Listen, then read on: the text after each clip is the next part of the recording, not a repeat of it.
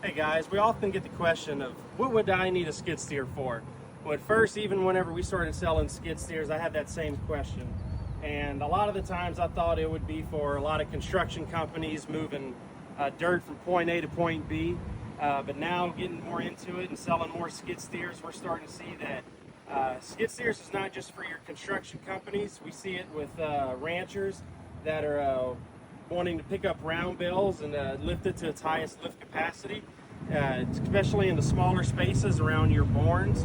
So a lot of different uses for these skid steers, and more than just for construction equipment. So if you want to come check one out, we're here in Sealy, right off of I-10, and we'd love to give you all the information you want.